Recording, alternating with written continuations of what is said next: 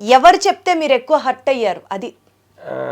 Actually మమ్మల్ని నా పేరు సూర్య అనే సినిమాలో మేము చేసిన కంపోజిషన్ బాగాలేదని తీసేశారు మమ్మల్ని ఫైట్లో. అయ్యా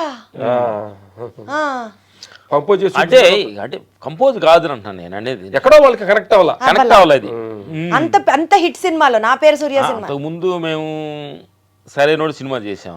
నెక్స్ట్ మూవీ అది రేసు గురం తర్వాత ఉంటుంది. రేసు గురం ఏదో రేసు గురం దాని తర్వాత మంచి హిట్ అయింది అనమాట బన్నీ గారి కాంబినేషన్లో. అంటే ఏం లేదు తల్లి, నేను అంటున్నాను హీరో డైరెక్టర్ అలా తీసేసినప్పుడు ఏమనిపించింది? ఏమనిపించింది హ్యాపీ కదా.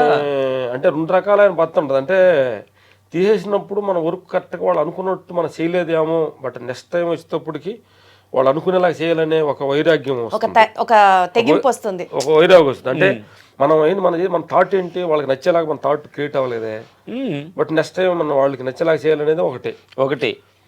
తర్వాత నేనేదో బాగా చేశాను అవతరాలు తప్పు అని చెప్పి దాన్ని మేనేజ్ చేసుకెళ్ళటం ఒకటి. హ్మ్. మేము అనుకున్నాం అంటే మా తప్పు అనుకున్నాం. మీరు అలా అనుకున్నారు. అవతరాలు నచ్చినట్టు విధానం లేదు.